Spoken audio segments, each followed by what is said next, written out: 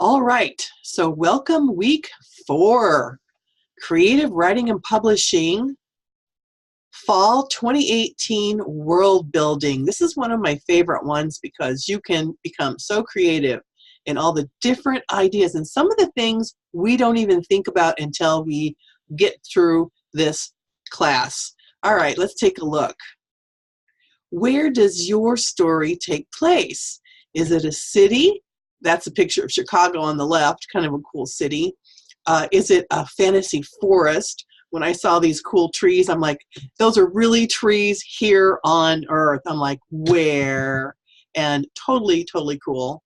But anyway, if you have a fantasy forest where Maggie's setting is. So what is a setting?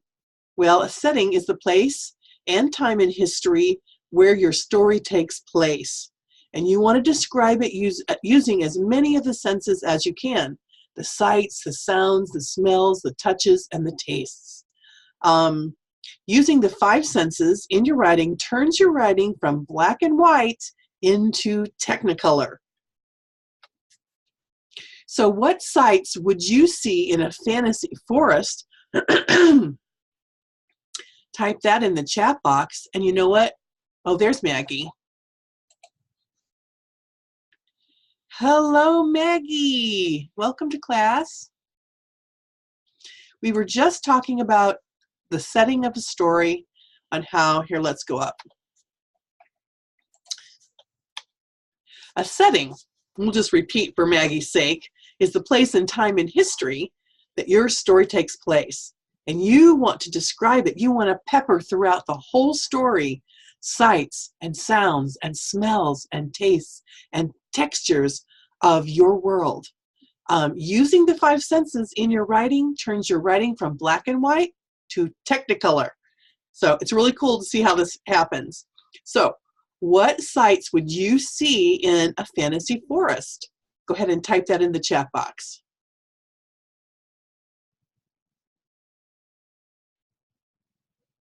Just brainstorm. In my mind, you would probably see some cool or interesting looking trees, you know, like the one up that I just showed you. I don't know if Maggie saw that one. So there's cool trees in a fantasy forest. You probably see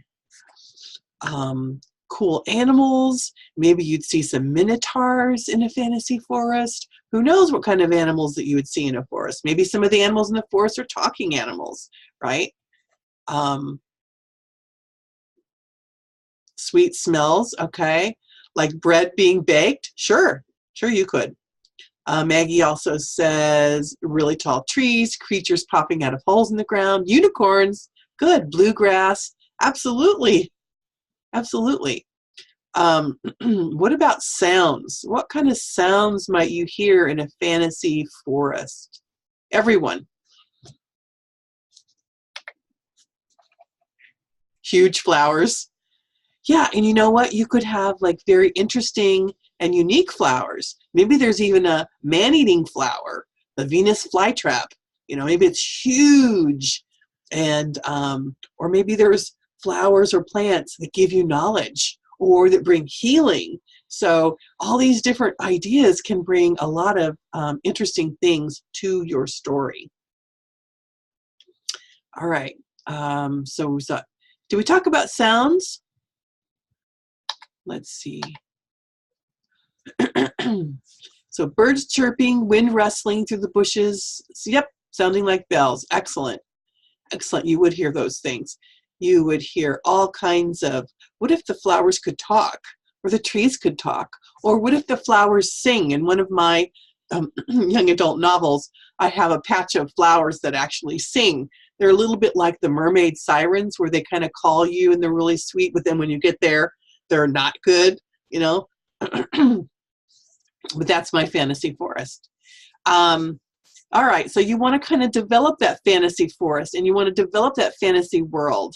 So that's more of Maggie. Now let's switch over to Aster's. What sights would you see in a city? I mean, she's got a big city like Washington, D.C. Of course, you're going to see all the monuments, you know, the White House. But what else would you see in a big city? It could be DC or another city. Go ahead and type it in the chat box.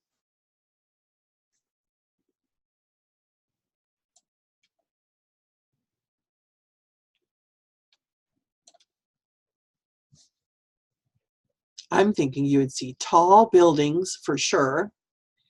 You would probably see a sea of people, not just a person here and a person there. Big cities usually have lots and lots of people together, which makes security a little harder. A lot of times people will post, sharpshooters high above all the people so that they get an eagle eye of what's going on down below. I'm thinking of Maggie's, the assassins in Maggie's story against the president in her story there. What other sights would you see in a city? Either one of you. Okay, Maggie says, hot sun shining down onto the street, pigeons hopping on the sidewalk. Good, those are small details, but I like it. Taxis, bikes, food vendors, yes, and trucks, trees planted alongside the road. Also, what's the smells that's going to come in the city? I can already smell them. She's talking about food vendors. I always smell those food vendors when you're in the city, the aroma of hot dogs wafting up on the breeze. And what about the smell of gasoline, right? Because of all the cars back and forth. So you would smell those things too in a city. All right, let's go on. I think we talked about this. Did we talk about the sounds in a fantasy forest? Yes. All right, let's go on then. What sounds would you hear in a city?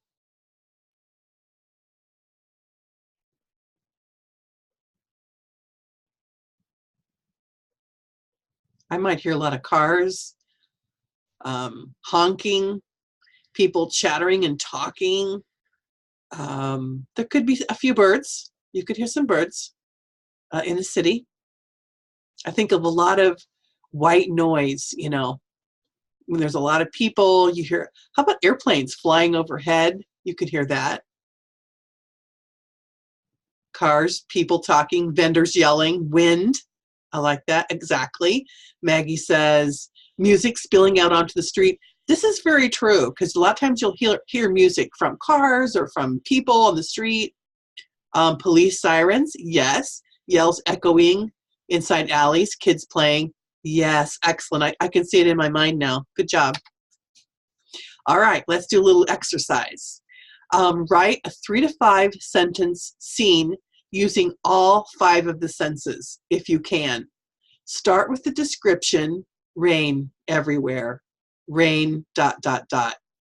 Rain, then you're going to talk about the sights of the rain, the sounds, the smells, the taste, the touch of things that surround rain. You can choose, I've got like a bunch of different ideas here. You can choose the setting of a dystopian city, a dystopian countryside, a fantasy forest, a fantasy castle, a real life city, a real life school, or you can choose your own. 3 to 5 sentences starting with rain everywhere. Rain, ...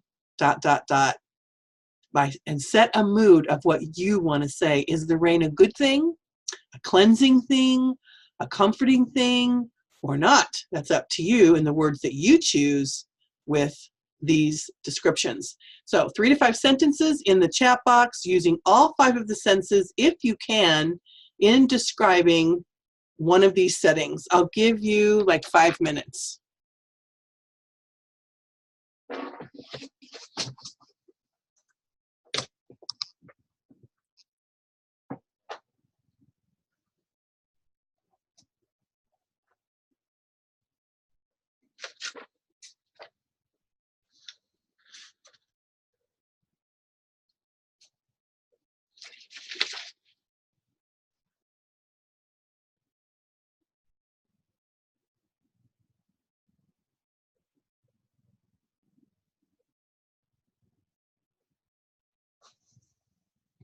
I think sometimes as young writers, We can just write down what's easiest and quickest instead of thinking through the different ideas that we really want to use in the story to make your story come alive. And so that's one of the things we want to kind of do a little exercise on, to get us to think about the different things that's going to make our story pop. When you send your manuscript into an editor, they are going to look to see if your manuscript pops, or is it just an everyday boring manuscript. So you want to make it shine. All right, so Astor writes, rain everywhere. Rain, cold and tickly, drips down my hair. I sit on the edge of the dock. The gulls are silent. Ripples shatter the smooth surface of the pond. Oh, I like it. Good job. All right, so cold and tickly, you got textures.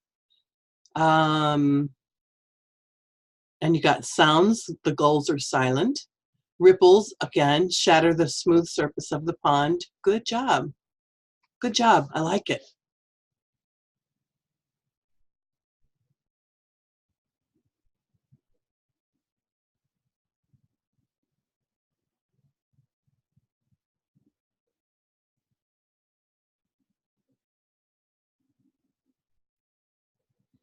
It's kind of quiet, a quiet mood. Is that what you were wanting to write?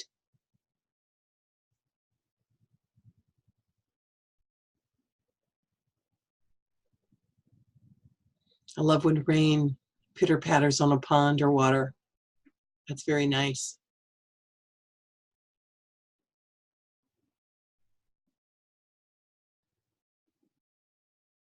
And since you're done soon, why don't you go ahead and write another one called Sunshine. Let's see. Yeah, it has a quiet, solitary mood. Definitely. Yeah, I like it. I like it. Oh, here's Maggie. Rain everywhere. Rain, it's everything now. Wet and muddy, sticking to boots, coats, shovels, digging out the grave. Ooh, I can't hardly believe anything because it's so cold. Oh, I can't hardly smell anything because it's so cold. Can't feel anything either from inside or out. The tree rustled above me from a sudden breeze, spilling water onto my hoodie. I shiver and lower my head. Oh, that's a sad one, but you did a good job of that. Very good. Let's see. Wet and muddy. There's some texture there. You can't smell, you already said, because it's so cold. You can't feel from inside or out. That's really good. The trees rustle above you so I can hear them. And you can feel that cold water spilling onto your hoodie. Good job. All right. Good writers here. All right, let's talk a little bit about world building. These are actual rainbow mountains in China. How cool are they? When you do a little research, you find some really cool things. So let's go on. All right, I want you to think about this and take some notes if you want to. Number one, what's the weather like? Is it wet or dry? And are there seasons in your setting? I want you to think about your setting. We're going to build your world today. The people living in the cold lead different lives from those who live in the tropics. I mean, ask Astor, right? She's down in Florida. Going to be totally different from if someone who lives in the north. Extreme weather like hurricanes, typhoons, wildfires, and volcanoes can play an interesting role in your story. As we already know, or I already know, Maggie's story has a wildfire in it and several fires from things already. So climate, number one. So take a few notes so that you can remember and build your world today as we go along in class. All right. Are you ready for number two?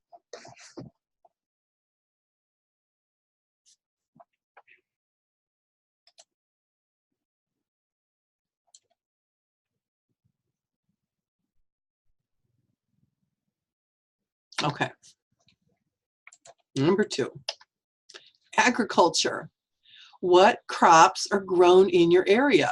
How do these people feed themselves? What do they eat?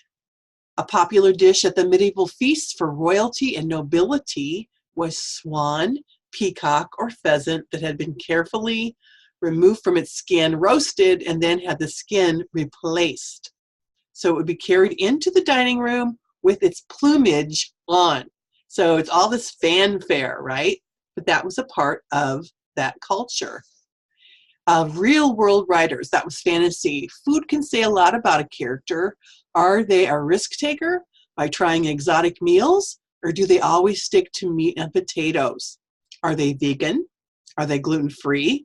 Or are they allergic to certain foods in the real world? So sometimes those things can play a part. And I also noticed that there's always people eating in different scenes in almost every book that I've ever read. I mean, if you've read The Lord of the Rings, I can't remember.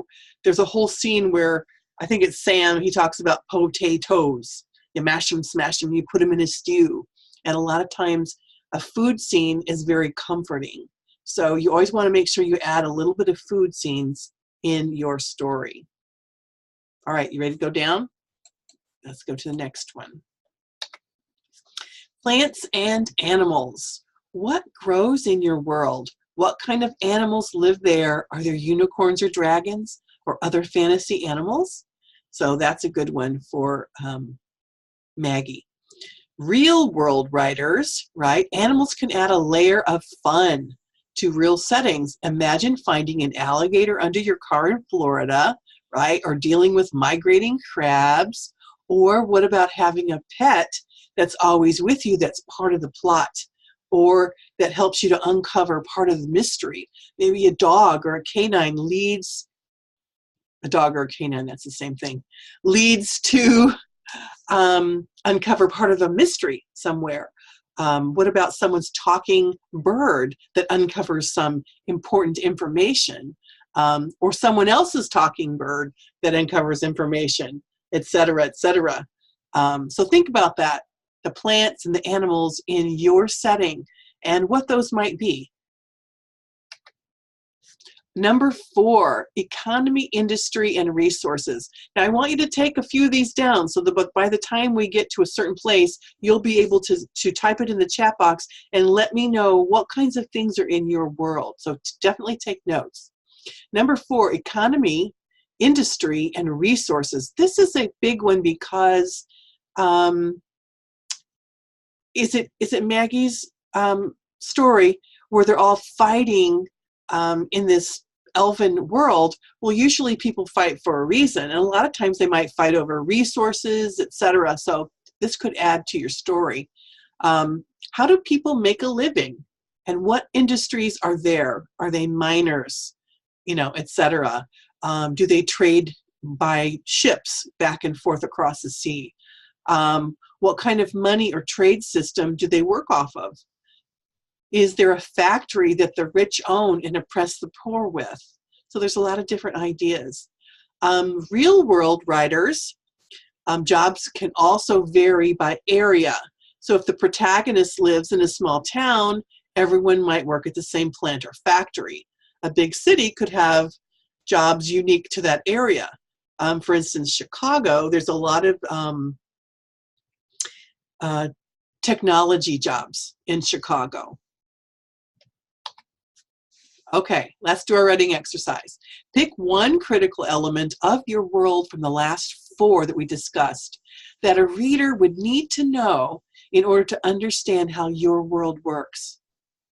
And here's the 4 categories: plants and animals, economy and industry, climate, or agriculture. Write a couple sentences describing your character involved in one of these elements and go ahead and type it in the chat box. I'll give you like 5 minutes or 3 minutes for you quick ones.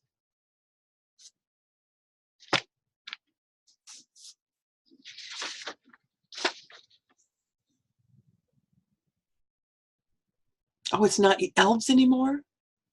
You've changed it. Okay. I like how things evolve, so I'm sure it's going to be good. Although I like elves. But other creatures are good too.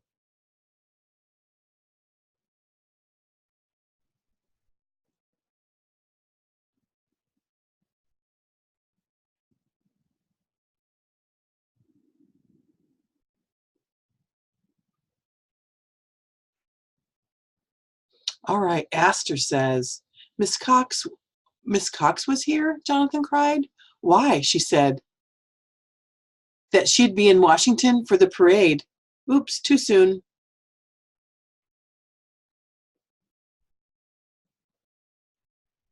Not quite sure I understood that.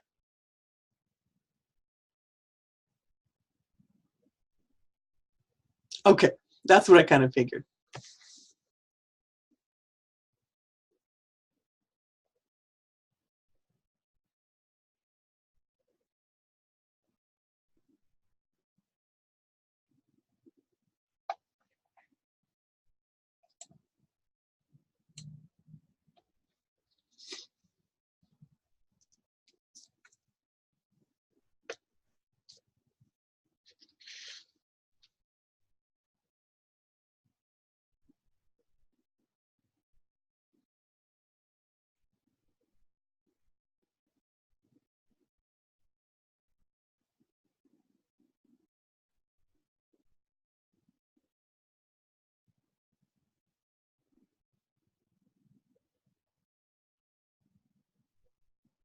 Think about how one of these elements can bring some interesting things to your story.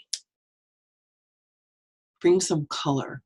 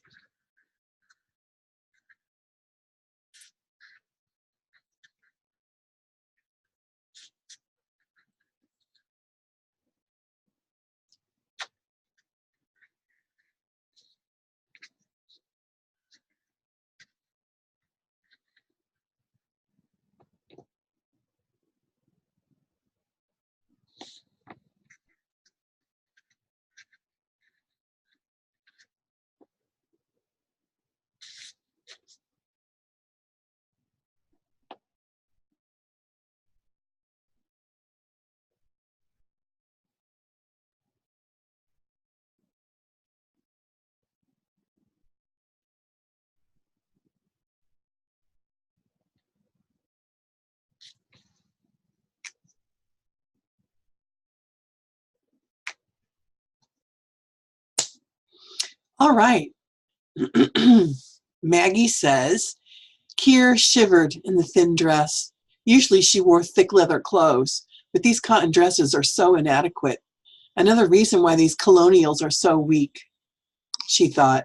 Her breath made fog as she huffed and puffed, spitting brittle firewood for the lunch meal. The grass had long ago died and crackled under her thick soles. Good. I like it. Good job.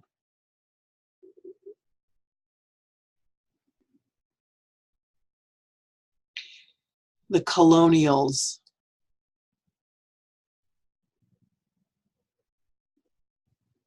Is there a reason why you call them colonials? Because when you say that, it reminds me of the colonial America. Okay, there's Astor. Miss Cox was here, Jonathan cried. Why? She said that she'd be in Washington for the parade. He scooped red 3 Fruitios out of the bowl and ate them. Why didn't you ask her? Arlington said. He took a bite of his apple. For once, Esperanza didn't drink her dandelion tea. her coffee, which is what she called it to feel grown up, stayed cold, fruity. Yeah, okay. Oh, colonials are the only thing I would absolutely, you know, what, I know that there are some fantasy websites where you can generate names and things like that.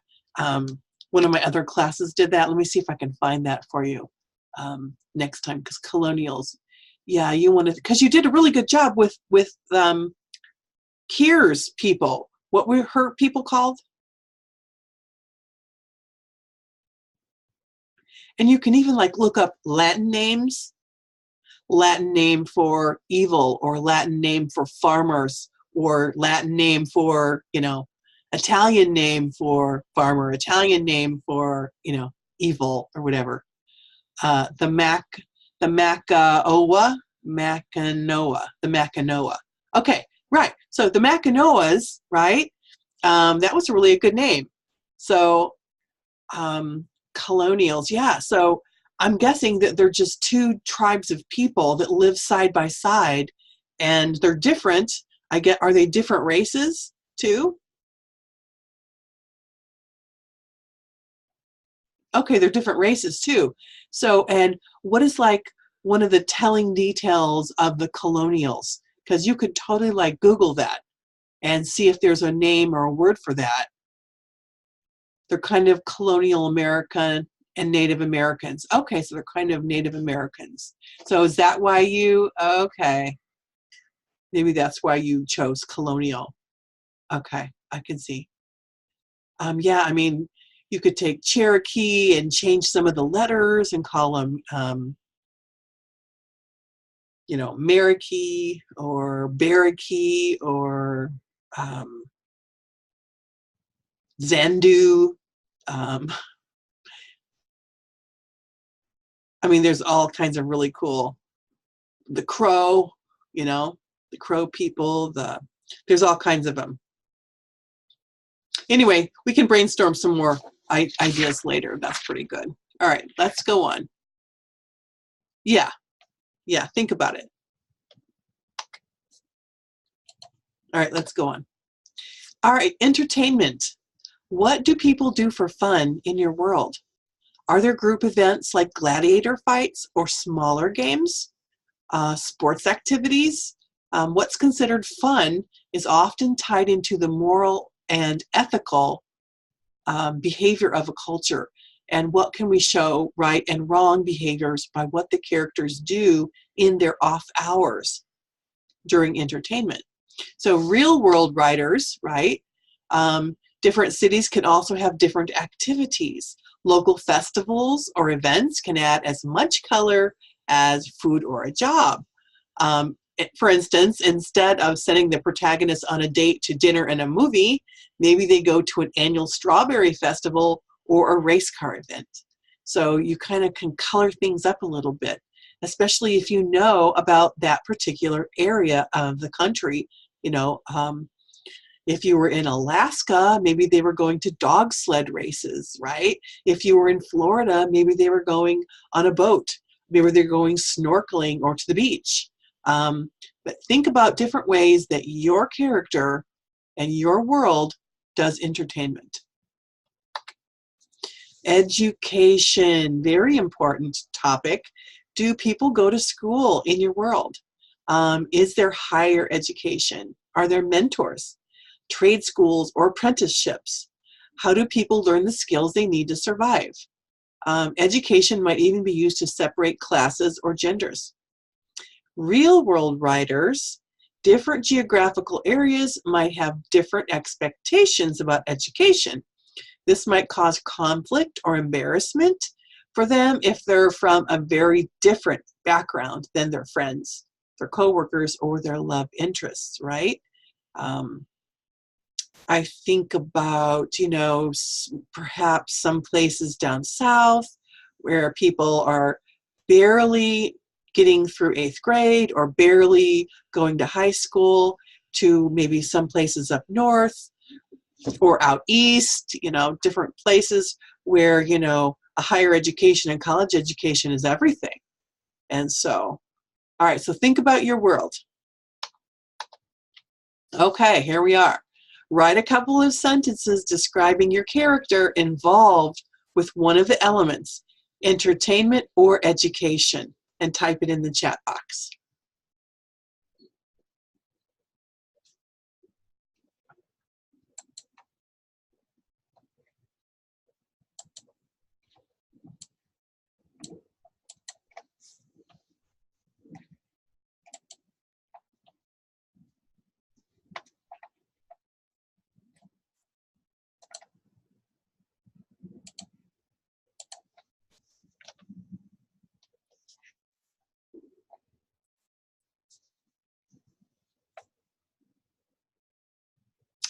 Your character, the character, your main character, the one that you're writing about right now.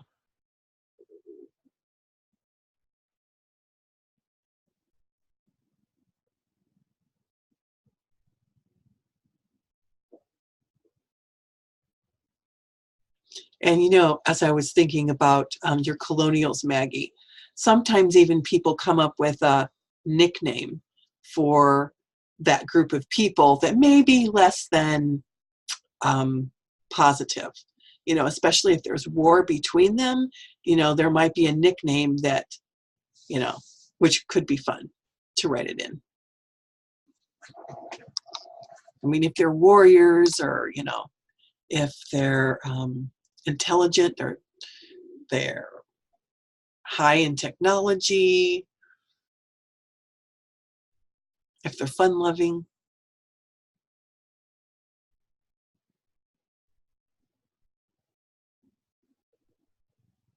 So 5 minutes, write a couple of sentences describing your character involved with one of these elements, either entertainment or education.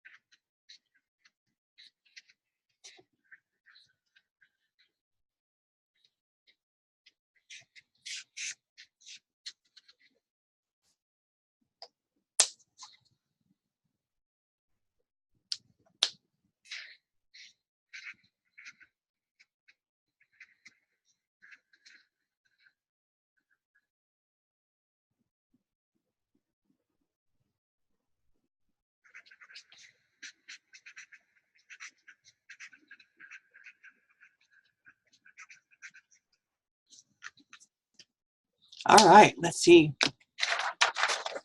Just scroll up a little bit. This is a long one. There we go. Maggie says, she cracked her fingers and rolled her shoulders. Winking at Jeremy across the table, she licked her lips and threw the dice. The dealer leaned over to see what numbers her dice got. 12, he shouted. Kara wins the pot. Keir threw her hands into the air as people simultaneously booed and cheered. There were at least 20 people there in their festive clothes. It was as if it was the highlight of their whole month. Keir thought sarcastically, or maybe it was, who knows. That's good. I like that a lot because you're telling me a lot of stuff without telling me a lot of stuff in there.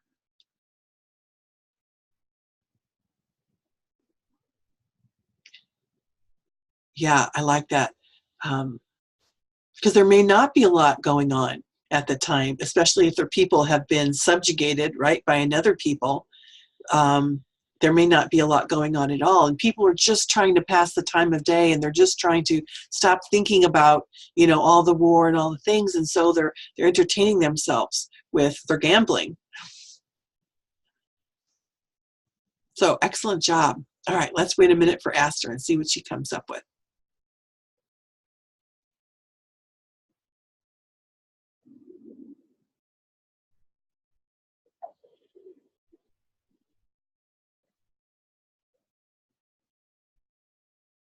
There she is. Aster says, the kids sprawled around the hotel room. Kataya played Mozart's Ein Klein on the computer and wrote a new blog post. Good. Today I started my new job. It's great to be able to hang out with my friends again. She paused, closed her eyes, and moved her fingers to play the notes in the music on her own invisible violin. Good. Good. That definitely says stuff about Kataya, doesn't it? Good job. All right, let's go on. Religion. What do these people believe in? What's considered devout? What's secular? Or are there simply myths? Is there a religious tolerance?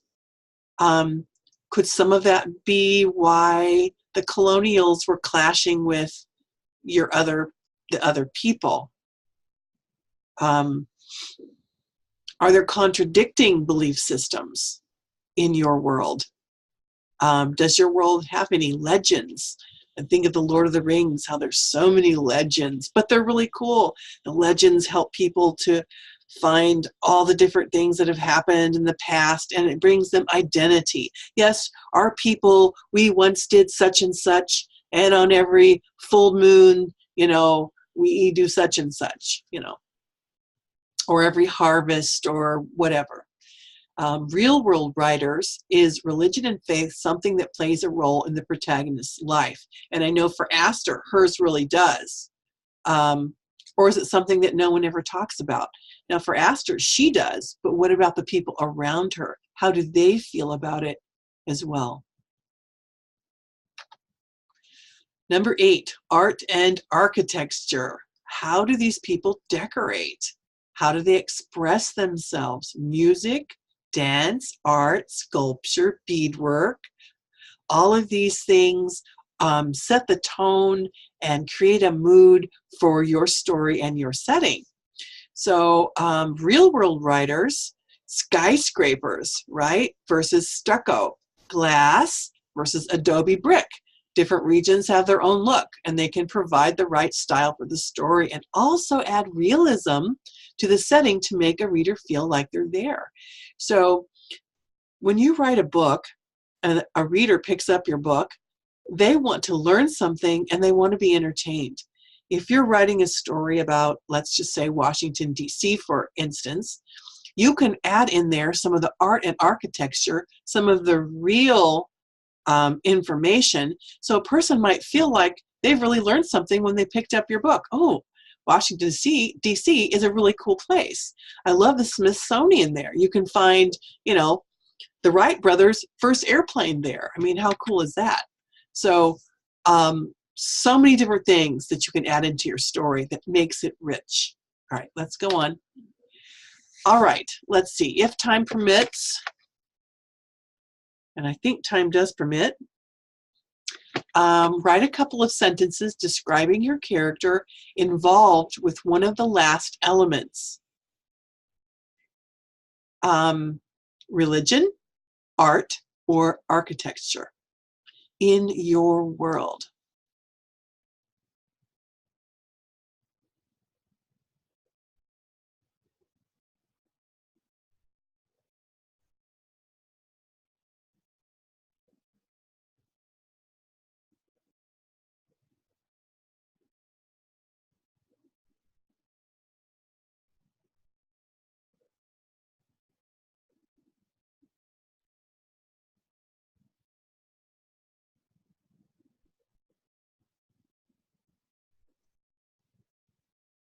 So 5 minutes to write a couple of sentences describing your character involved with one of the last elements we talked about: religion, art, or architecture.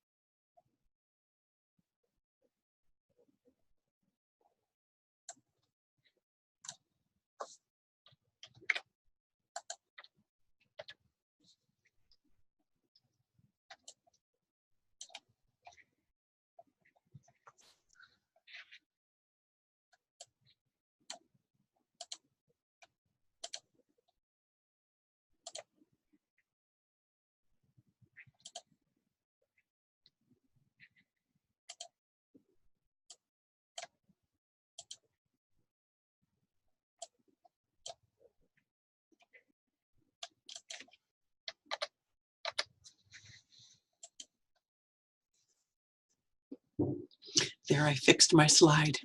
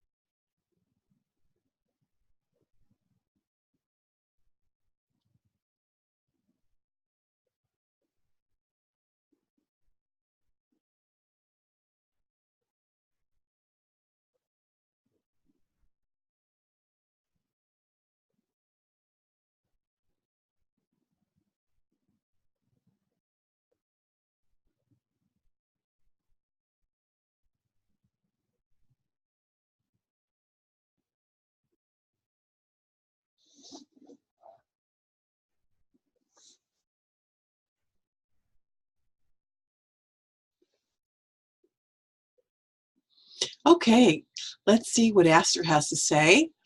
Kataya suddenly realized how alone Ashley was. Ashley didn't have anyone to cry with, to beg for help from when she was terrified. Ashley was all alone with herself and her despair. Why would I keep Jesus to myself when Ashley is alone? Kataya demanded to herself, when she could have him to always be with her, to comfort her. That's good. Yeah, because you're showing Kataya's beliefs, how her belief system helps her to know that she's never alone.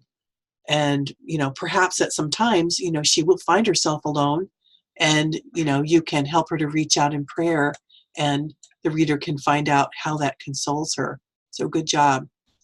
Let's see. Maggie says, Keir sat up straight in the church pew. The few stained glass windows seemed to glow as the preacher talked. Usually her church, or study, as the McAnowans called it, wasn't as uncomfortable. She missed the feeling of being one with nature and with God, smelling the sweet flowers, but at least in the stuffy room she could hear the preacher. Sometimes the bird calls, and the wind blocked out the Bible teacher's voice back at home. Beside her, the two kids, Amy and Annie, squirmed, and Mama Olga shushed them. Good, I like that.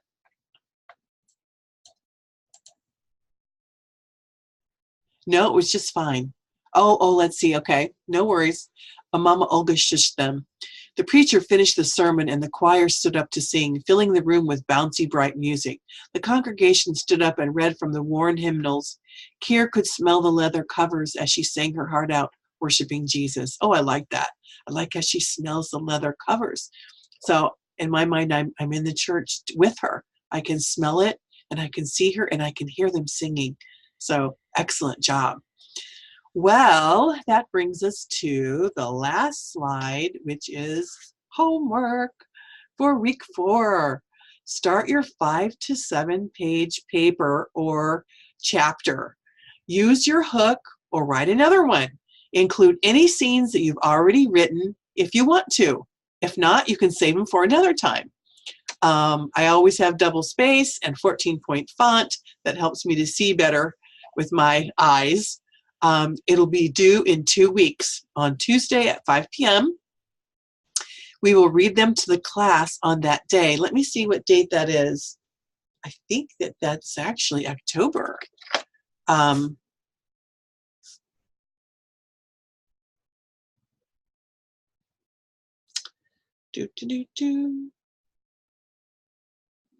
Yeah, October the 9th. So it's due on October the 9th, and then October the 10th for class, we'll read them out loud using our microphones, the whole 5 to 7 pages. And so you'll get to do the voices and the intonations so that we can hear your story and it can just come alive for us at the time. We'll also do critiques on the other persons. Don't be afraid. Critiques are good, they're necessary, and they help us to see our blind spots. We always do kind critiques, and we'll talk about that a little bit more later. Maybe next week we'll talk a little bit about that. Let's see what Maggie has to say. Is the homework on the class page? I think it is, but if it's not, I'll take a look at it today. I'll run over there and take a look.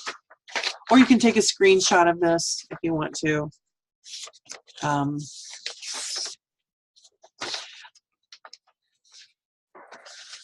No homework is due for next week because I want you to write your paper. I want you to take that time to write your paper.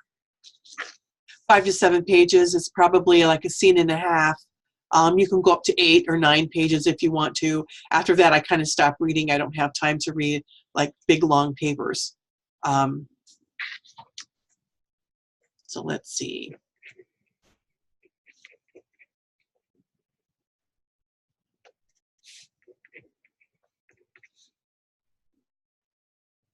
Start from the very beginning of the story. Yes. So this is going to be the beginning of your story. This will be part of what you're going to publish at the end of class. So, and what I'm going to do is after you send it to me, I'm going to send you comments. So, and then I'm going to have you edit and change it with my comments. And I'll have you send that back to me as well. If you finish this week, I can send you comments quicker. It's up to you. Do you girls want to do it in 1 week, or do you want to take 2?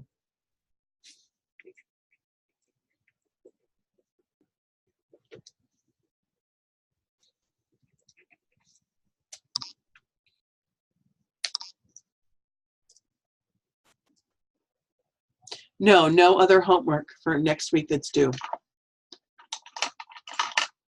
So you can really concentrate and focus on your story. Yeah. You know what? You don't have to stress about it. I want to give you 2 weeks. You can send it to me in the middle of the week if you want to. You've got a lot written already. If you've got a lot written already, then I want you to add 5 to 7 pages onto what you've already written so that you have, you know, you're continuing to write and develop this story.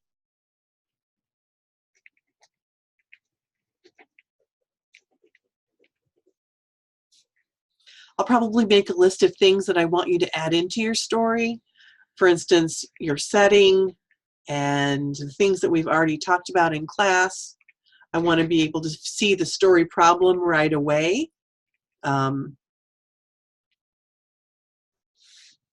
Right away in your first pages. So I'm really excited to see how this is coming together. Have either one of you read any of my comments yet that I've left for your stories? I want to make sure it's getting through. Using Google Classroom, sometimes you're hoping that the other person is seeing the comments that you're making only on the first scene from Master. Okay. All right. And I still can't find the other scene. Okay, that's fine. Do either one of you have like any questions about either this assignment or anything that we've gone over in class at all before we go today?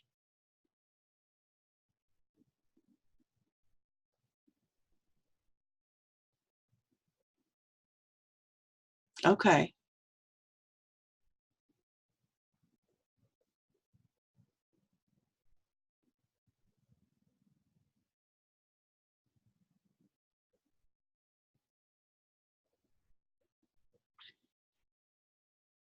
Will you be able to finish your novelette by the time class is over?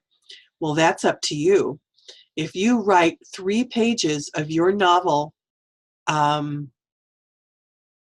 week, I believe it's 3 pages for every week that we've been in class, I believe you can get up to 7,500 words at the end of 12 weeks. And that's a novelette. So that's up to you. So that's aside from your regular homework. So if you want to write 3 pages, 3 pages isn't very much. And if the thoughts are flowing, it could be 5 pages and then, 1 page the following week, and keep a look and a watch on that word count, because it's 7,500. Of course, if you're going to write a novelette, you want to have a beginning, a middle, and an end to your story. So you want it to be a full circle thing. So keep that in mind as you get towards the middle of the book, the middle of those 7,500 words, and you have to realize, okay, I have to start solving these issues and get to my destination before that word count is up. I mean, you can go over 7,500 words for sure. I can't edit every one of your pages because I obviously don't have time to do all my students every page. But I can definitely give you tips here and there whenever I can. So I'm so excited because you both are like really good writers. And I think it's going to be a very interesting story. I do have some editors that if it's polished enough, it looks good, I can give you their names and you can send it to them if you feel like you're ready to want to publish something. Also, I'm going to be doing this class like part 2 next semester in January in the spring. And if you want to continue to polish your stories, we'll probably call them manuscripts because that's what they call them. And, then we can take a look at different places where you can maybe submit your story to see if you can get it published. So young adult fiction is very hot right now. So there's a lot of editors that are looking for good writers. So they're looking for a good, interesting story. So do you have a good, interesting story? We're going to make sure you do by adding in all the elements so that it's going to hook someone right away. They're going to want to read it. It's going to be interesting. It's going to be well written. There's going to be great dialogue. There's going to be great action. We're going to talk about fighting scenes maybe next week. All different kinds of things. So keep all those things in mind. Well, I guess it's time to go. If you don't have any other questions, it's awesome to see you all again this week. And I think I'm caught up with all the grading, so all your papers should be there on Google Classroom. Just go in and take a look at that. If you have any questions, email me. I'll try to get back to you as soon as I can. Happy Wednesday, everyone. All right. See you next week.